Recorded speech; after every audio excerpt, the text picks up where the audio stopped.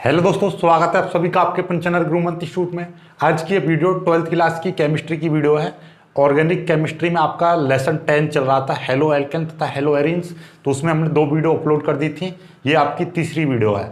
इस वीडियो में बहुत ही महत्वपूर्ण टॉपिक, बहुत ही इंपॉर्टेंट रिएक्शन, आपका विकार्बोक्सिलीकरण अभिक्रिया क्या होती है, और आपका एक पढ़ेंगे ग्रिग्नार्ड अभिकर्मक से एल्केन कैसे प्राप्त की जाती है। ग्रिग्नार्ड अभिकर्मक क्या होता है, ये सारा कुछ जानने वाले हैं इस वीडियो में। ठीक है, वीडियो को अंत तक देखना, बिल्कुल पूरा देखना, और फिर आगे की बात करेंगे हम।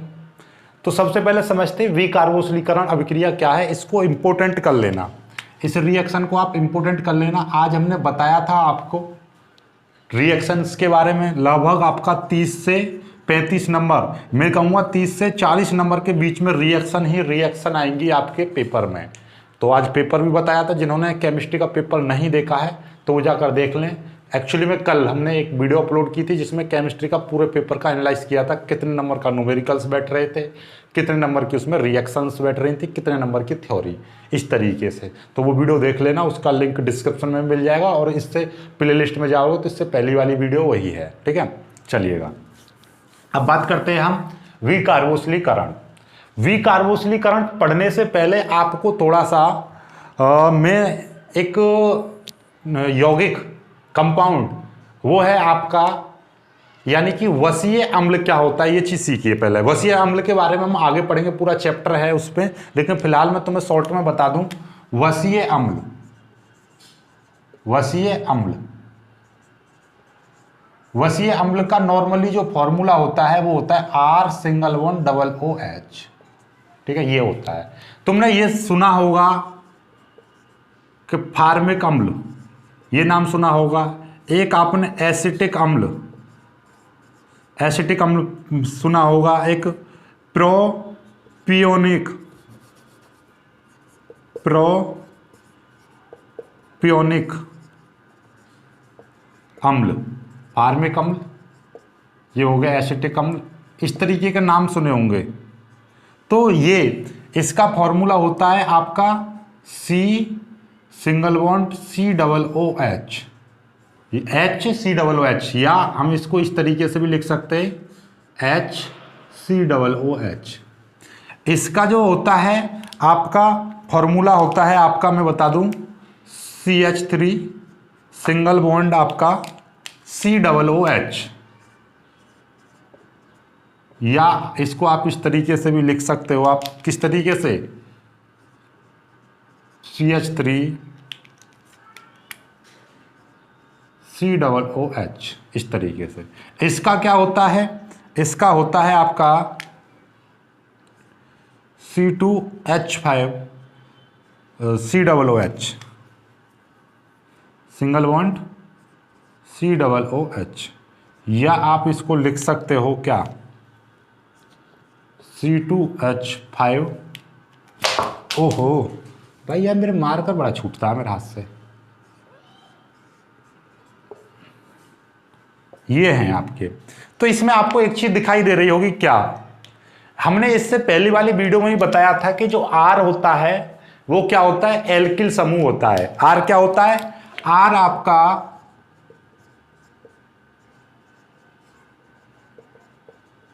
एल्किल समूह होता है। बिल्कुल जीरो लेवल से लेकर चल रहे बातों को हम। R आपका एल्किल समूह होता है, और एल्किल समूह की जगह पे हम क्या चीज ले सकते हैं, CH3, C2H5, C3H7, ऐसे आगे तक बढ़ाते चले जाओ। ठीक है, तो यहां पे देखना जरा, वसीय अम्ल का फॉर्मूला होता है आपका R≡COOH। ठीक है, R≡COOH। तो R की जगह पे हम कुछ भी ले सकते हैं, जैसे हमने CH3 ले लिया, सिंगल बॉन्ड COOH जोड़ दीजिए। फिर मैं C2H5 ले लिया, सिंगल बॉन्ड COOH जोड़ दीजिए। C3H7 ले लीजिए, फिर इसके साथ में COOH जोड़ दीजिए। मतलब ऐसे आगे तक बढ़ाते चले जाइएगा। देखो CH3 COOH, C2H5 COOH, ऐसे आगे चलते चले जाओ, मतलब C3H7, ठीक है, C4H9, इस तरीके से आगे बढ़ते चले जाएंगे। तो ये सभी आपके, ये सभी के सभी क्या कहलाएंगे, वसीय अम्ल कहलाएंगे। ये वसीय अम्ल कहलाएंगे। तो इसमें आपको एक चीज दिखाई दे रही होगी, ये अटपटा सा दिखाई दे रहा होगा, सर इसमें आपने H ले लिया, बल्कि यहां पे तो R दे रखा है, तो ऐसे जैसे आप इंग्लिश पढ़ते हो, इंग्लिश में कुछ ना कुछ अपवाद रहते हैं। एच को आप आवर बोलते हो, एच नहीं तो हावर बोलना चाहिए था, HOUR है, इसको आवर बोलते हो, ऐसे होता है। तो एच यहाँ पर अपवाद का काम कर रहा है। केमिस्ट्री में आ जाओ, जब हम इलेक्ट्रॉनिक विन्यास करने सिखाए थे तो हमने 24 में और 29 में CR और ये क्या था आपका CU था, इनमें डिफरेंट था। तो उसी तरीके से ये थोड़ा सा अपवाद है इसमें। तो वसीय अम्ल का जो फॉर्मूला होता है वो तो R सिंगल बॉन्ड COOH होता है, लेकिन R की जगह पे आप एल्किल समूह के साथ H भी ले सकते हो। तो हमने H लिया तो H सिंगल बॉन्ड COOH बन रहा है, इसका नाम होता है फार्मिक अम्ल। क्या होता है? फार्मिक अम्ल। तो ये समझ में आ गई। बाकी इसके बारे में एक विस्तृत जानकारी हम आगे, ये चैप्टर है पूरा इसके बारे में, कैसे बनता है, क्या इसके रासायनिक गुण, क्या इसके भौतिक गुण, लैब में कैसे बनता है, तो इसका पूरा ब्यौरा आगे।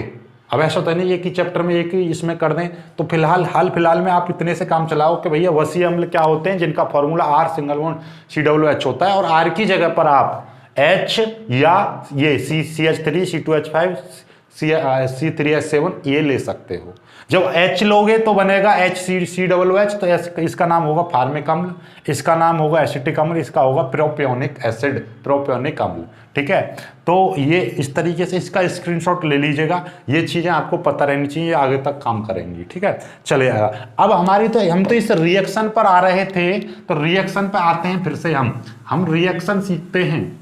ठीक है, हमें तो विकार्बोक्सिलीकरण की रिएक्शन सीखनी थी, तो ये तुम्हें पहले थोड़ी सी नॉलेज होनी चाहिए थी कि वसीय अम्ल क्या होते हैं। तो इसमें देखो, मैं अब आपको एक चीज और बता दे रहा हूं, आज ये आपको नोट्स भी मैं प्रोवाइड करा दूंगा। आज ये नोट्स भी मैं आपको प्रोवाइड करा दूंगा, ताकि आप जिसमें से पढ़ा रहे हो, मेरे पास 2 तरीके के नोट्स हैं। एक ये वाले नोट्स, ये आपके होंगे लगभग 17 से 20 पेज के नोट्स होंगे पूरे चैप्टर के, और एक तरफ होंगे 40 पेज के नोट्स। तो 40 पेज वाले नोट्स हैं का वो इस चैप्टर को खत्म होने के बाद में अपलोड करूंगा, और अभी ये वाले अपलोड कर दूंगा। पेपर में आपका इन वाले नोट्स से बाहर नहीं जाएगा, उन वाले पढ़ लेना, कोई से पढ़ लेना, आपकी मर्जी है। ठीक है, चलिएगा, तो दोनों बेहतर नोट्स हैं। ठीक है, चलिएगा, तो इसमें क्या है कि देखिए, तो वसीय अम्ल का नॉर्मली आपसे कोई पूछने लगे वो जनरल सूत्र क्या होता है, वसीय अम्ल का सामान्य सूत्र ये होता है। ठीक है, अब ये विकार्बोक्सिलीकरण क्रिया यहां से स्टार्ट होती है, मैं इसको लिख दे रहा हूं आपको, और आप इसको वो कर सकते हो कि भैया फार्मिक अम्ल को छोड़कर, क्या फॉर्मिक अम्ल यानी कि HCOOH को छोड़कर, इस रिएक्शन की मैं आपकी थ्योरी बना रहा हूं, फार्मिक अम्ल को छोड़कर अन्य फार्मिक अम्ल को छोड़कर किसी अन्य वसीय अम्ल को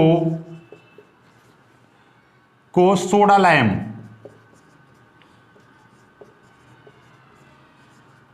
लाइम के साथ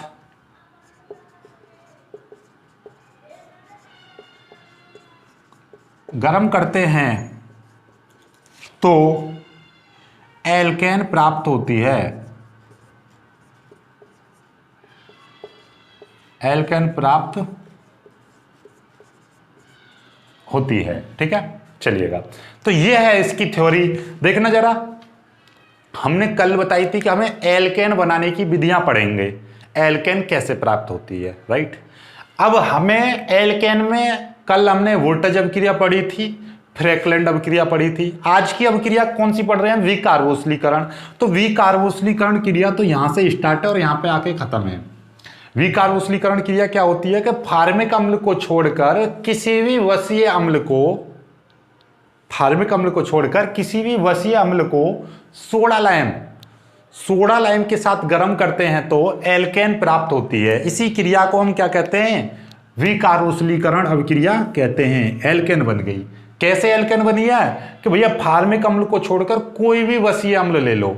वसीय अम्ल का formula R single bond COOH होता है, यानी कि HCOOH CH3COOH और आपका C2H5COOH और ले लीजिए आप C3H7 COOH, इस तरीके से और आगे। तो यानी कि ये सभी वसीय अम्ल हैं। तो इस वाले वसीय अम्ल को छोड़ देना, ठीक है, इस वाले वसीय अम्ल को छोड़ देना HCOOH, यानी कि फार्मिक अम्ल को छोड़कर किसी भी वसीय अम्ल को सोडा लाइम के साथ गर्म करते हैं तो एल्केन बनती है।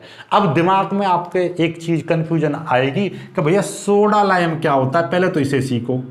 सोडा लाइम, तो सोडा लाइम होता है आपका, ये होता है NaOH प्लस CaO, यानी कि NaOH तथा CaO का मिश्रण को हम क्या बोलते हैं, सोडा लाइम कहते हैं। और इसकी खास बात है, रिएक्शन में केवल NaOH भाग लेता है और CaO क्या करता है, CaO उत्प्रेरक की तरह व्यवहार करता है। ये आपका जो रिएक्शन होती है किसी पात्र में होती है, रिएक्शन एक पात्र में होती है, किसके पात्र में, कांच के पात्र में। तो कांच का क्षय होने से बचाती है, यानी कि जो NaOH जो होता है वो क्षारीय होता है, तो कांच को गलाएगा, खराब करेगा, तो उसको खराब होने से बचाने के लिए CaO कार्य करता है वहां पर, ठीक है। तो उसका CaO का कार्य क्या रहता है कि उस क्रिया जो हो रही है NaOH की, तो उसमें NaOH से कांच को बचाता है, उसके क्षय होने से बचाता है। तो नोट्सों में सारा कुछ लिखा हुआ है, जब देखोगे आप पढ़ोगे तो देखिएगा क्या लिखा हुआ है। सोडा लाइम NaOH और CaO का मिश्रण होता है, ये सोडा लाइम होता है, ठीक है। नोट्सों में आपको सारा कुछ लिखा हुआ है, ठीक है। इस अभिक्रिया में NaOH तो भाग लेता है, परंतु CaO कांच के उपकरण को NaOH से खराब होने से बचाता है। तो CaO का क्या काम होता है, कांच के उपकरण को खराब होने से बचाता है। समझ में आ गई बात, खराब होने से बचाएगा। तो अब आपसे एग्जामिनर पूछ ले भाई विकार्बोक्सिलीकरण में जो NaOH सोडा लाइम क्या होता है, तो आप कहोगे NaOH तथा CaO के मिश्रण को सोडा लाइम कहते हैं। NaOH तो क्रिया में भाग लेगा, जबकि CaO NaOH से कांच के उपकरण को खराब होने से बचाता है। मतलब ये कि यदि हम सीधा NaOH की क्रिया करा दें और उसमें CaO ना लें तो क्या हो जाएगा, कांच का उपकरण खराब हो जाएगा। ये जो है क्षारीय उसको क्या कर देगा, खराब कर देगा। यानी तुम देखा कभी कभी जिसमें नींबू डालते रहो एक कांच में, तो उस पर एक अजीब सा टाइप सा हो जाएगा, ठीक है, सफेद सफेद सा, नहीं कि उसको खराब कर देगा। तो मतलब क्या है, वो अम्लीय रहता है। ऐसे ही आप क्षारीय डालोगे तो उससे और ज़्यादा खराब होगा, ठीक है। तेजाब है, तेजाब उसमें डालोगे कांच में तो क्या होगा, खराब होने लगेगा, वो चीज़ है। तो उसमें क्या होता है कि आपका ये जो NaOH है, ठीक है, NaOH से कांच का उपकरण खराब होता है तो उसको बचाता है क्या, CaO, राइट। चलिएगा अब रिएक्शन करते हैं, हम रिएक्शन सीखते हैं, रिएक्शन कैसे बनानी है। और रिएक्शन की खास बात है आपकी क्या, रिएक्शन बनाने के लिए आपको एक नोट लिखना पड़ेगा। नोट लिख दोगे आप कि इसकी जो रिएक्शन है, इसकी ये जो अभिक्रिया दो पदों में होती है, ये अभिक्रिया दो पदों में पूरी होती है। कितने पदों में हो रही है, पूरी दो पदों में। पहले पद में क्या होता है, एक्चुअली में आपने देखा होगा ये NaOH क्या होता है, क्षार होता है, और ये क्या है, अम्ल है। अम्ल और जब क्षार क्रिया करते हैं तो लवण बनते हैं और जल निकलता है। ये चीज आपने जानते हो ना। तो पहली क्रिया में तो वही होती है जो 10वीं क्लास का कंसेप्ट है, 9वीं क्लास का कंसेप्ट है। ये तो हर कोई बच्चा जानता होगा, नहीं जानते हो तो आप खोपड़ी में बैठा लो। ये चीज तो बहुत ही पॉपुलर है। कैसे कि जब भी कभी भी अम्ल और क्षार क्रिया करते हैं तो लवण बनते हैं। ये तो 10वीं क्लास की उसमें भी है, साइंस में। जब अम्ल और क्षार क्रिया करते हैं तो लवण बनते हैं और जल निकलता है। तो देखिएगा ये रिएक्शन कैसे संपन्न होती है, देखिएगा बहुत ही प्यार से इसको संपन्न करते हैं दो पदों में। और देखो कैसे, कभी भूल जाओ तो गारंटी है इस बात की।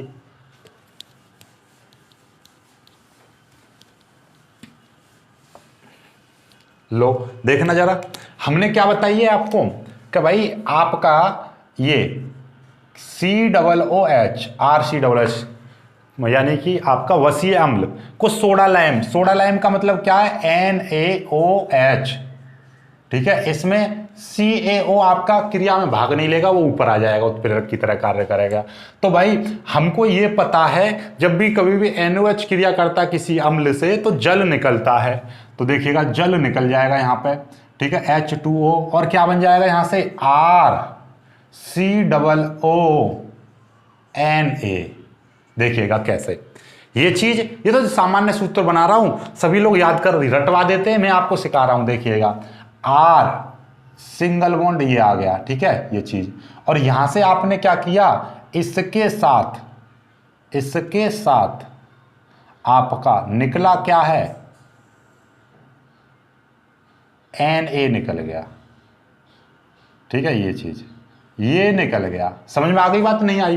तो RCOONA, या ऐसे कह दीजिए आप कि OH के साथ एक H निकल गया तो H2O बन गया। समझ में आ गई बात? तो OH और H मिलकर क्या बन गया, H2O, और यहां पे RCOO और Na इधर आ गया तो RCOONA। तो इसको बोलते हैं हम, क्या बोलते हैं, सोडियम का वसीय लवण या वसीय अम्ल का सोडियम लवण। इसको क्या बोलेंगे हम, वसीय अम्ल का सोडियम लवण। भाई हमको तो पता है ना, दो पदों में पूरी होती, तो पहला पद तो ये, यहां तक समझ में आ गया, वसीय अम्ल का सोडियम लवण। यहां तक तो क्लियर होगी बात, बहुत ही सिंपल सी है, इसके साथ में ये मिल गया। अब इसकी रिएक्शन ये फिर से होगी, देखिएगा RCOONA, ये इसकी क्रिया फिर से किससे कराएंगे, NaOH से ही कराएंगे, NaOH से कराएंगे, और हमें क्या बनेगी, एल्केन बनेगी। तो एल्केन का फॉर्मूला क्या होता है, एल्केन का फॉर्मूला होता है RH या सिंगल बॉन्ड R, ठीक है ये चीज होती है। तो देखना जरा यहां से, आपका R तो ये आएगा, H ये आएगा, तो क्या हो जाएगा R सिंगल बॉन्ड H, ये क्या हो जाएगा आपका एल्केन बन गई, प्लस एल्केन बन गई।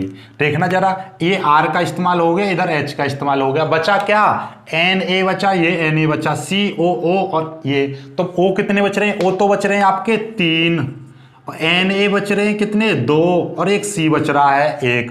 तो क्या फॉर्मूला बनेगा, जाना पहचाना सा लग रहा है, नहीं लग रहा कुछ फॉर्मूला, हाँ लग रहा है, क्या, Na2CO3 बना, नहीं बना, सोडियम कार्बोनेट। तो ये रिएक्शन आपकी कंप्लीट हो गई, ठीक है। तो आपको क्या है, इस थ्योरी को मिटा दे रहा हूं मैं, चलो थ्योरी को ऐसे लिख रहे हैं तो कोई दिक्कत नहीं है। तो ये दो रिएक्शन में, दो पदों में पूरी हो रही है, ये है आपकी विकार्बोक्सिलीकरण क्रिया, ठीक है। ये तो आपकी सामान्य रिएक्शन है। अब अपनी मर्जी से हजारों रिएक्शन बना दो, कैसे, बस R की जगह पर आप H मत लेना, क्योंकि फार्मिक अम्ल का तो फॉर्मूला HCOOH होता है, इसको छोड़ देना, बाकी कुछ भी ले लेना। देखो R की जगह पर मैं क्या ले रहा हूं, R की जगह पर भाई मैं ले रहा हूं आपका CH3 सिंगल बॉन्ड COOH, बस इसी फॉर्मूले में रखते चले जाइए, NaOH क्रिया कराएंगे, यहाँ पे CO लिख देंगे, यहाँ पे क्या हो जाएगा CH3, R की जगह पे क्या लिया था हमने, CH3 COONA प्लस क्या हो जाएगा H2O। फिर रिएक्शन को यहाँ पे लेके आएंगे, CH3, R की जगह पे क्या लिया था CH3, ये क्या है COONA प्लस ये क्या है NaOH, बस आंख मीच के। अब रिएक्शन में कुछ नहीं करना, R यानी कि CH3 सिंगल बॉन्ड H, ठीक है, CH3 सिंगल बॉन्ड H यानी कि CH4 हो गया, ठीक है। आप ऐसा लिख दो या CH4 लिख दीजिए, कोई दिक्कत नहीं है। और ये कितना हो जाएगा Na2CO3, इस तरीके से, ठीक है। तो अब इनके नाम बताऊं, देखिएगा ये जो नाम है सोडियम एसीटेट, क्योंकि ये एसिटिक अम्ल वाला लिया है तो सोडियम एसीटेट बन जाएगा। ये आपका क्या है, ये मेथेन बन जाएगा, ये सोडियम कार्बोनेट बन जाएगा, और ये आपका है, ये आपका क्या है, सोडा लाइम लिखेंगे इधर, सोडा लाइम, क्योंकि सोडा लाइम NCAO भी तो इस्तेमाल कर रहे हैं ना। और ये क्या है, सोडियम एसीटेट है, ठीक है, सोडियम एसीटेट बन गया। लो इस तरीके से आप कुछ भी ले लीजिए, यहाँ पे आपका C2H5 COOH ले लीजिए, C3H7 COOH ले लीजिए, कुछ भी ले लीजिए। तो आपको क्या करना, एक जनरल रिएक्शन लिखनी है, उसके साथ में एक एग्जाम्पल लिख देना। तो ये विकार्बोक्सिलीकरण क्रिया हो गई। बताओ कितने प्यार से और कितने ईजिली तरीके से समझ में आ गई आपको। इसी तरीके से पूरी केमिस्ट्री की रिएक्शन, अभी तो थोड़ा सा बेस बना रहा हूँ आपको, जब वो चित्र वाली रिएक्शन कराऊंगा ना, वो देखना जरा किस तरीके से होंगी। ये तो केवल अभी अब बेस है आपका, अजीब सा लग रहा होगा, इसीलिए मैं धीरे धीरे चल रहा हूँ, ठीक है। जल्दी से स्क्रीनशॉट ले लीजिएगा, इससे बेस्ट कोई नहीं बता सकता आपको, ठीक है। फिर भी आप कमेंट करना, पहली बार रिएक्शन आपको समझ में आई है सभी को, इसी तरीके से मेरे को आप अपना वो देते रहना फीडबैक, ताकि मैं आपको स्पीड अभी इंक्रीज करूंगा। मैं आज के बाद में स्पीड इंक्रीज होगी। जल्दी से स्क्रीनशॉट ले लीजिए इसका, कितना ईजीली, कितने बेहतरीन तरीके से मैंने आपको ये चीज़ समझाई है, राइट। चलिएगा आगे बढ़ते हैं अब।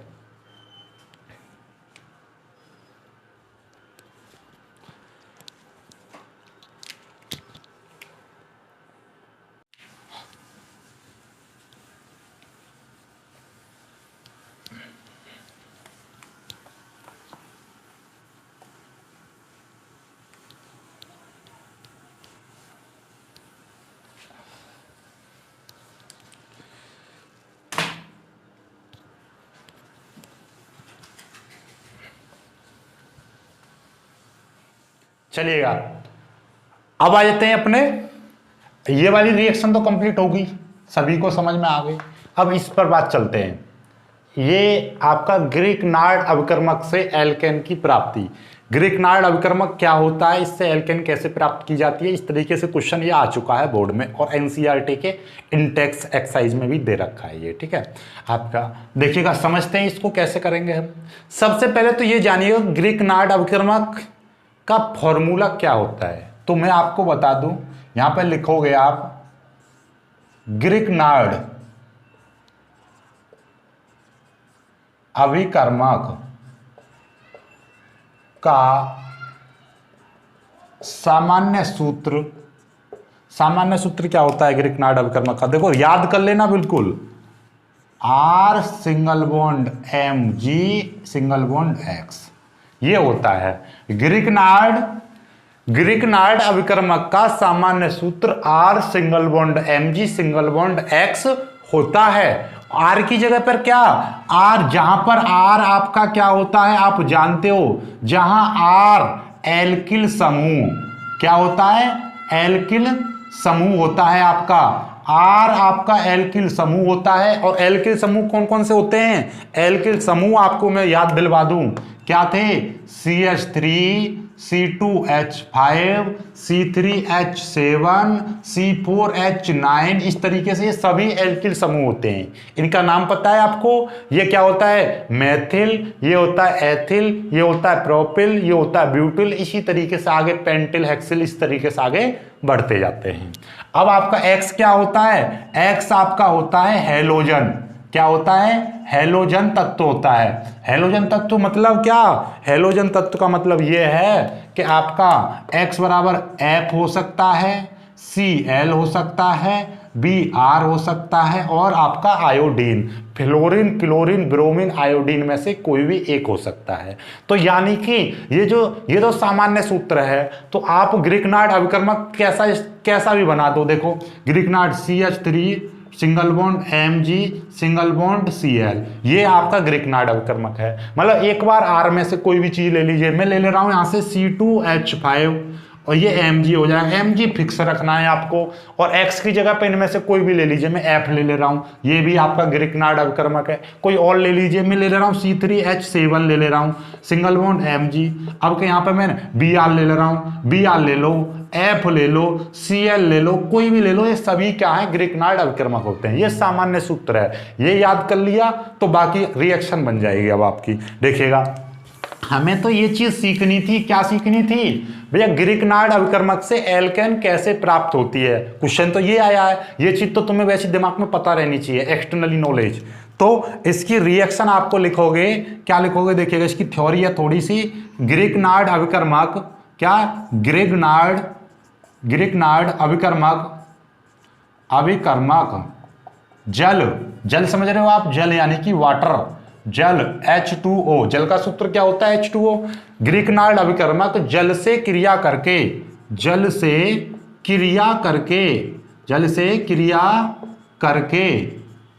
क्या बनाता है, जल से क्रिया करके एल्केन बनाता है। क्या बनाता है, एल्केन बनाता है। ये है आपकी थ्योरी। अब ये थ्योरी तो याद हो जाएगी आपकी, भैया ग्रिकनार्ड अभिकर्मक जल से क्रिया करके क्या बनाता है, एल्केन बनाता है। अब थ्योरी याद करोगे, अब कहोगे सर थ्योरी याद करने का भी कोई सूत्र बता दो, तो सूत्र नहीं है थ्योरी याद करने का, बस ये है कि इसको याद करो, प्रैक्टिस करो, मेमोराइज करो बातों को और रिपीट करो और फिर लिख के देखो, यही है इसका, ठीक है। अब इसकी रिएक्शन बनाते हैं हम ग्रिकनार्ड अभिकर्मक। ग्रिकनार्ड अभिकर्मक क्या होता है आपका, R single bond Mg single bond X, ये है आपका ग्रिकनार्ड अभिकर्मक।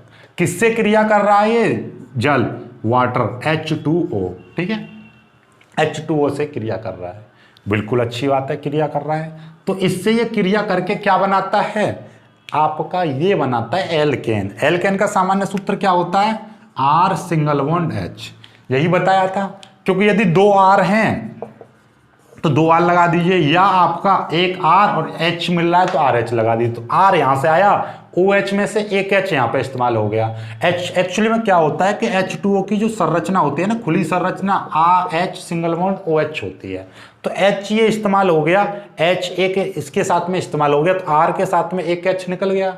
ठीक है, अब यहाँ पे क्या बचेगा आपका, यहाँ से तो R गायब हो गया, यहाँ से R गायब हो गया आपका। ठीक है, और यहाँ पे क्या बचता है आपका, यहाँ पे ऐसे आपका OH, तो मतलब R की जगह पे आपका OH आ जाएगा प्लस, मतलब यहाँ पे क्या आ गया, OH आ गया, single bond X single bond H2O, sorry यहाँ पे आपका क्या है देखिएगा, ये इस तरीके से यहाँ पे बचेगा OH, ये बचा OH single bond Mg single bond, और ये क्या है आपका X, इस तरीके से।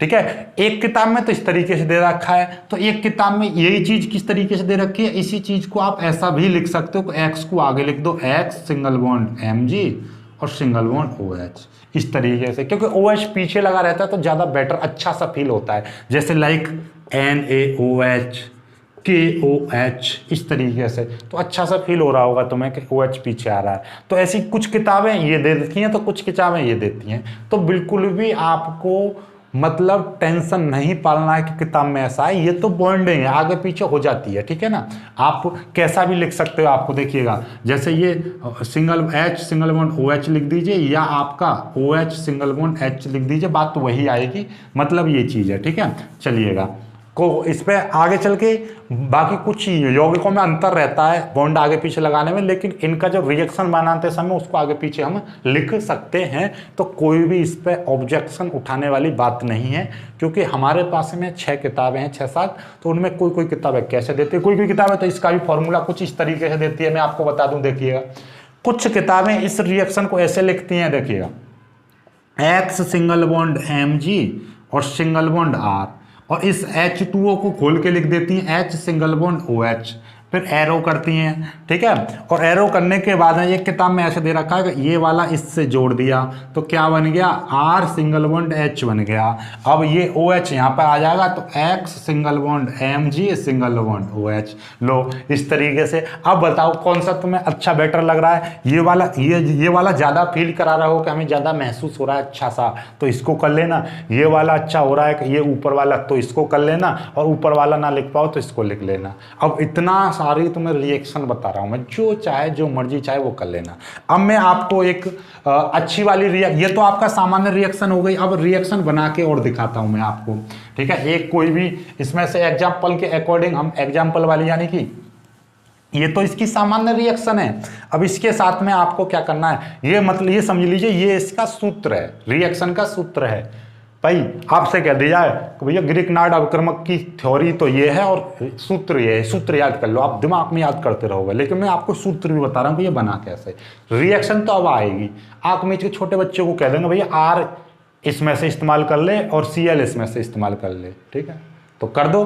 तो भैया देखो आपका R की जगह पे मैंने ले लिया CH3 single bond Mg, X की जगह पे मैंने F ले लिया, पहला ही ले लिया, Cl ले लो कोई दिक्कत नहीं, H2O एरो यहाँ पे लिख देंगे R single bond H, R की जगह पे क्या लिया था हमने CH3 single bond H plus, और फिर क्या आ जाएगा OH, ये वाला लिख रहा हूँ मैं, ज़्यादा बेटर लगेगा मेरे को। ठीक है, तो Cl की जगह पे क्या है F है, ठीक है, X की जगह पे क्या लिया है मैंने F लिया है, Mg, और यहाँ पर क्या बचेगा OH। इस तरीके से लिखते चले जाओ, Cl ले लो, C2H5 ले लो, कुछ भी ले लो, बस इसके नीचे एल्केन लिखना है बस आपको, और किसी के नाम की भी आवश्यकता नहीं है। लिखना चाहो इसके नीचे भी आप लिख सकते हो, ग्रिकनार्ड अवक्रमक। एक्चुअली में क्या होता है, केवल मुख्य तत्व का नाम लिखा जाता है आपका। मुख्य तत्व का मतलब क्या है, ग्रिकनार्ड अवक्रमक हमने लिया और किससे क्रिया कराई, जल से, तो कोई मतलब नहीं है, क्या बनना है बस ये, ठीक है, किससे क्रिया कराई और क्या बनना है। वैसे तो कायदा तो ये कहता है सभी के नाम लिखो, लेकिन इतना जरूरी नहीं है, दिमाग में स्ट्रेस 0% स्ट्रेस नहीं लेना, 0%, समझ रहे हो, 0% भी स्ट्रेस नहीं लेना है। तो इस तरीके से रिएक्शन आ गई ना, क्लियरली समझ में आ गई होगी, रिएक्शन क्लियर हो गई होगी बहुत ही अच्छे से। ठीक है, फिर भी कोई कमेंट बचता है इस दोनों रिएक्शनों से तो आप कमेंट करना। कुछ बच्चे, कल मैंने देखा कि वुड जब क्रिया में सिर्फ इतना ही एक की कमेंट थी, अभी मैंने डिलीट नहीं किए, मैं कोई भी कमेंट डिलीट नहीं करता हूँ, आप जाके देख सकते हो।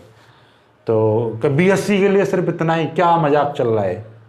तो उसको मैं बता दूं, जो बच्चा अभी भी देख रहा हो, अब चाहे आप एमएससी में चले जाओ, देखना जरा, एक पहली क्लास का बच्चा पढ़ रहा है 2 + 2 बराबर कितना 4, एक दूसरी क्लास का बच्चा पढ़ रहा है 2 + 2 बराबर कितना होता है 4, एक 10वीं क्लास का बच्चा पढ़ रहा है 2 + 2 बराबर कितना 4, एक बीएससी का पढ़ रहा है कभी 2 + 2 बराबर 5 हो जाएंगे भला, बताइएगा। पहली क्लास का 4 बता रहा है, दूसरी क्लास का 4 बता रहा है, 10वीं क्लास का 4 बता रहा है। क्या बीएससी और एमएससी पढ़ोगे आप, स्पेशली बीएससी वाला जो भाई मेरे से कमेंट कर रहा था, तो क्या वो 5 कह देगा इसको?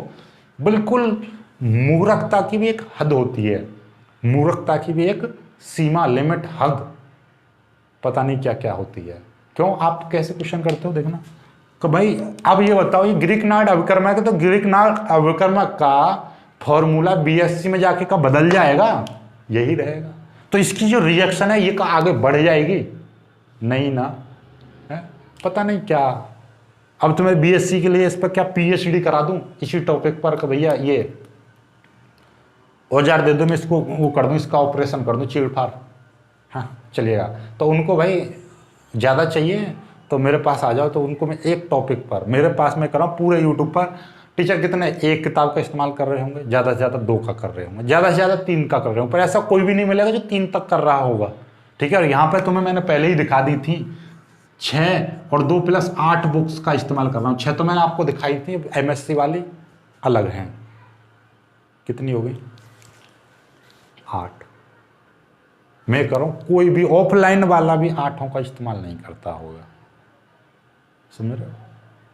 तो फिर भी हमसे कह रहे हैं कि ये चीज़ ऐसे, भाई मैं चीज़ जो मैं वर्ड यूज कर रहा हूँ, विकार्बोक्सीकरण क्रिया कराई, उसमें हर चीज़ को आपको पहले बताया कि वसीय अम्ल क्या होता है, हर चीज़। तो इस तरीके से आगे तक चलेगी थ्योरी, कम बातों में पूरा सारा कुछ निचोड़ उसमें, ठीक है। लेकिन फिर भी पता है क्या, संतुष्टि, ये जनता है, कुछ तो लोग कहेंगे, लोगों का काम है कहना। तो संतुष्टि नाम की चीज़, तो अब मेरे पास मान लीजिए 100 बच्चे पढ़ रहे हैं, तो 100 में से 100 संतुष्ट हो जाएं, तो ऐसा तो पॉसिबल नहीं है। कुछों की कुछ ना कुछ तो उंगल रह ही जाती है, इसीलिए। पर मैक्सिमम मेरे को इंटर वालों पर फोकस करना, और इंटर वालों का ऐसा कोई भी बच्चा नहीं बचा होगा जिसको इसमें कोई भी डाउट रहा होगा। ऐसे तो मैंने पढ़ाया है, अपनी ओर से मैं पूरा देने की कोशिश कर रहा हूँ, लेकिन आप भी अपना पूरा दीजिए। इसको एक बार नहीं, कम से कम 3 बार देखा करो वीडियो को, और बिना स्किप किए हुए पूरा देखा करो। बैठ के देखा करो, लेट को देखोगे नींद आ जाएगी, बैठ के देखोगे और इसको लिखा करो। 3 बार मैं बोल रहा हूँ वो चीज़ लिखते रहो, और मैं कह रहा हूँ गारंटी के साथ में 90% ले लो मुझसे, नहीं तो फिर आपकी इच्छा है। बिल्कुल एक बार पढ़िए, मैं कह रहा हूँ, मेरा बात मान रहे हो, 3 बार देखिए वीडियो को, और 3 बार ही कॉपी में लिखिए। मैं ज़िंदगी में कभी भूल जाओ इस रिएक्शन को, तो गारंटी है इस रिएक्शन को का किसी भी चीज़ को, मैथ 5 बार और बाकी फिजिक्स केमिस्ट्री 2 से 3 बार क्लियर हो जाएगी। बाकी मिलता हूँ एक खूबसूरत सी वीडियो, तब तक के लिए बाय बाय।